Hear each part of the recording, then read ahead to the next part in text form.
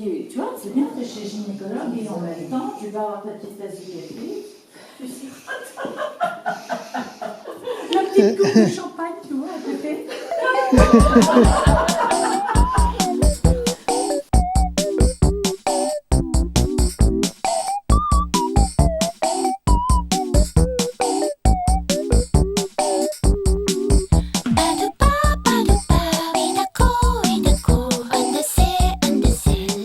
Amis d'Entre-Loire et Loing, bonjour. Dites-moi, quand est-on artisan, quand est-on artisan d'art et quand est-on artiste ? On va poser évidemment cette question à Agnès Fratini, qui nous accueille aujourd'hui dans son nouvel atelier et qui s'amuse à brouiller les cartes en fait énormément, puisque Agnès, elle est tapissière, elle devient tapissière d'art sur des créations et elle devient artiste quand elle est peintre. Raconte-nous Agnès et merci de nous accueillir chez toi. Merci d'être venue me voir. Et, la frontière entre artiste et artisan d'art, moi, je veux pas la faire. J'ai toujours justement travaillé le travail de tapissière artisan et le travail de peintre soi-disant artiste, parce que je trouve que c'est un grand mot. Et c'est vrai que j'ai pas envie de faire la frontière entre les deux, de mettre une barrière en fait. Et pour moi, c'est la même chose, c'est le travail de création en fait.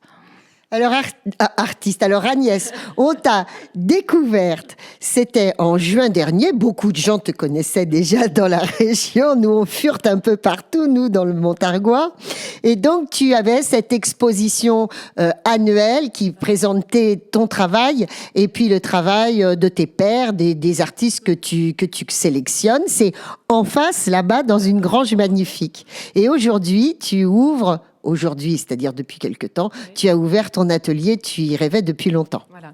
Donc c'est un atelier galerie, donc je travaille ici, c'est les anciennes écuries en face de la grange. Et donc j'ai mon travail qui est exposé en galerie permanente et je travaille sur place en même temps. D'accord. Alors, je te demandais... Agnès, est-ce que tu as renoncé à la tapisserie traditionnelle ? Tu me dis, j'aimerais bien. D'un autre côté, est-ce que tu fais vraiment des choses très traditionnelles, en fait ? Non, l'idée, c'est de proposer aussi à mes clients des choses qui changent un peu, mais le travail de tapisserie, c'est de changer un tissu, c'est de refaire l'intérieur. Moi, ce qui m'intéresse, c'est d'aller un petit peu au-delà, d'imaginer des choses un peu différentes. Et mes clients, ils ne se laissent pas toujours faire, donc...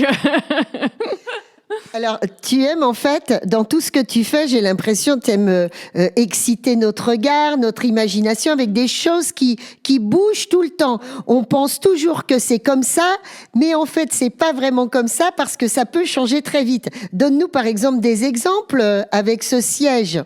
L'exemple, c'est un fauteuil, enfin un canapé, au lieu d'avoir juste un seul coussin pour l'assise, l'idée c'est d'avoir six tissus différents pour pouvoir changer de décor au gré de ses envies, de l'humeur où on est le matin.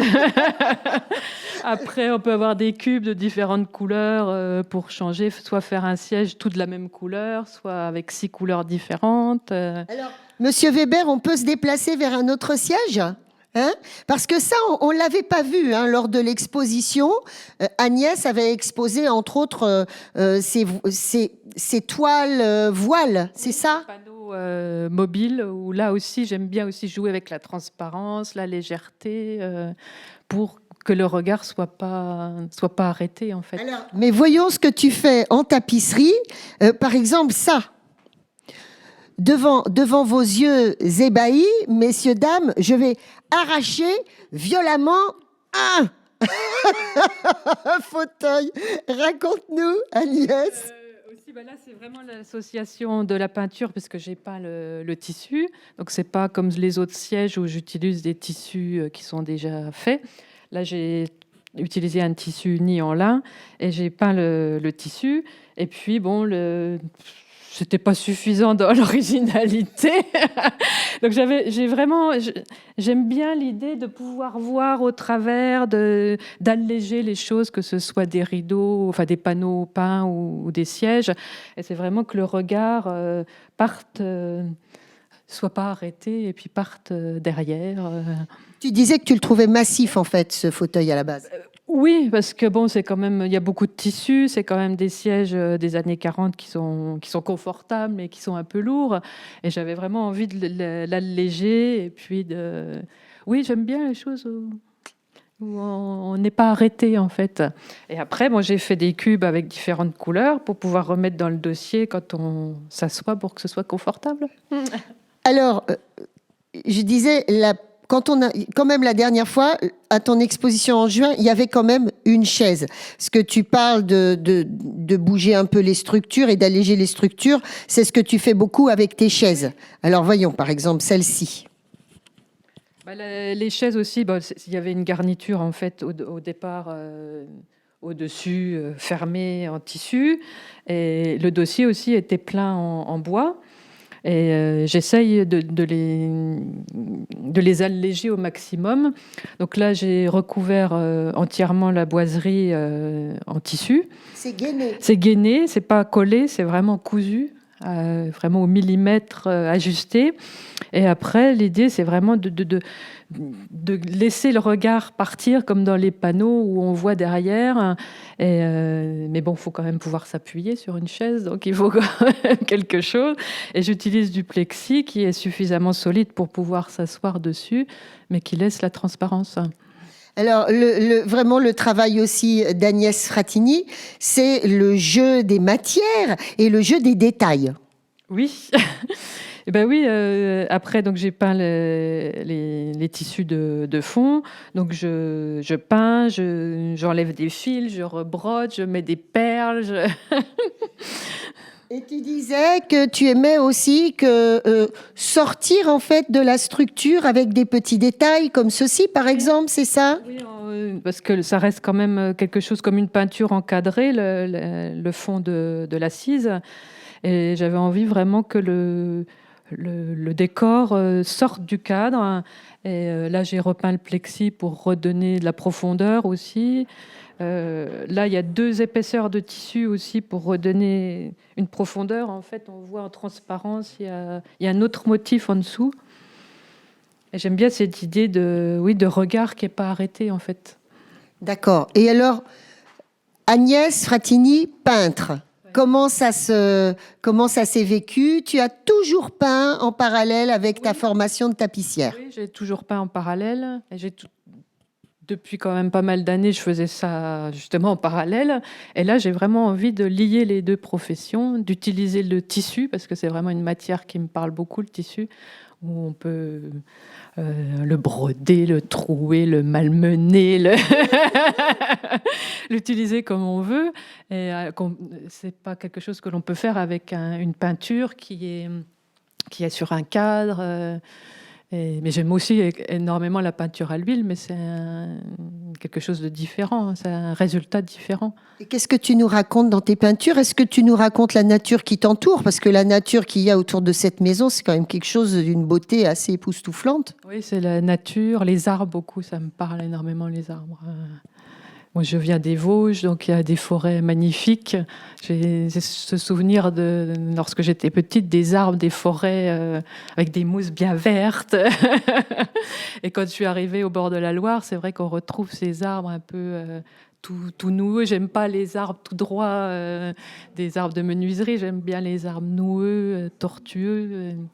Peut-être aussi les transparences de l'eau, voilà, parce que tu me parles de la Loire. Oui, beaucoup l'eau. Et puis l'arbre aussi, ça permet d'avoir de la matière, du graphisme avec les branches où on peut reprendre du trait. C'est ce que je travaille aussi dans mes...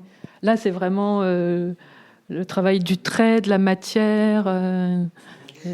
Alors, quelque chose de très intéressant... On peut, évidemment, n'hésitez pas à investir dans l'art. Moi, ça m'est arrivé. C'était difficile un petit peu d'arriver au bout de ce que j'achetais parce que ça coûte cher. Mais justement, si on n'a pas beaucoup d'argent, on peut aussi louer les œuvres d'Agnès. Ça, c'est génial comme idée. Oui, des peintures à l'huile, parce que bon, les sièges, c'est plus compliqué, parce que c'est plus fragile. Mais la peinture à l'huile, si c'est bien entreposé, il n'y a pas de souci. Donc, j'ai décidé de les louer, justement, pour pouvoir changer de décor. C'est un peu comme l'idée de changer son côté de coussin. On peut changer aussi sa peinture et pas se lasser, parce que c'est vrai que souvent, on me dit, oui, mais j'ai peur de m'en lasser. Donc, on peut tous les mois changer les décors que l'on a sur le mur. Et je crois que c'est pas cher au mois, une peinture. Ça fait pas cher parce que. Et après, si on veut vraiment la garder, on peut l'acheter au bout d'un mois ou 6 mois qu'on l'a chez soi. Si on s'habitue, on peut l'acheter ou la changer. Alors donc ça, ce sont de très bonnes idées évidemment pour les particuliers, mais aussi ce sont de très bonnes idées, messieurs, mesdames, les entrepreneurs, pour les entreprises, pour que les gens qui travaillent dans les bureaux aient un petit grain d'art et de spiritualité dans le lieu, ou évidemment les restaurants, ou pourquoi pas une mairie. Oui, une mairie aussi. Beaucoup les entreprises, oui, les restaurants, ils aiment bien changer aussi de décor. Salle d'attente de gynéco. Aussi, les médecins, oui, aussi. Bon, alors oui, évidemment, en effet, les médecins, etc. Alors, Monsieur Weber, on va se demander pourquoi vous dites les salles d'attente de gynéco. Hein. Parce que voilà, ça, c'est l'esprit facétieux d'Agnès. Alors, si on pouvait, quand on va chez le gynécologue, se retrouver sur des tables comme ça serait formidable, Agnès. Mais tu disais aussi que tes copines, elles trouvaient ça d'un goût douteux. Oui, le côté gynéco, ça n'a pas trop plu aux femmes, mais moi j'aimais bien la structure, je la trouve très moderne. Et d'en faire justement une chaise longue pour lire, pour se reposer, je trouvais ça plutôt sympathique. Voilà. Bon, alors, on peut visiter cet endroit en t'appelant à l'avance quand même. Vous venez, je suis là, c'est bien, soit vous prenez rendez-vous. Et donc l'exposition est tout le temps, est permanente, vous pouvez venir quand vous voulez. Bon, c'est bien. Est-ce que, évidemment, il y a une nouvelle édition de ton exposition annuelle qui se prépare? Oui, sinon, dans la grange, il y aura l'exposition annuelle, donc de mi-mai à mi-juin. Là, c'est un peu plus long que d'habitude parce qu'on fête les 10 ans d'exposition. Donc, il y aura des choses nouvelles. Il y aura 2 concerts. Il y aura, c'est encore pas trop défini le programme, mais éventuellement des gens qui viendront faire des démonstrations les week-ends. Des lectures de poèmes. Et donc, il y aura cet espace qui sera ouvert aussi, donc ça va être encore plus grand. Oui, là, je vais tout enlever mon travail et je vais présenter ceux qui sont venus dans la grange dans les 10 ans qui ont précédé. Ils vont venir et il y aura une représentation de chacun ici. C'est magnifique. Et dans la grange, il y aura des nouveaux exposants. Voilà, hein. Vous vous dites quand même, mais où est ce lieu extraordinaire dont on parle depuis 12 minutes?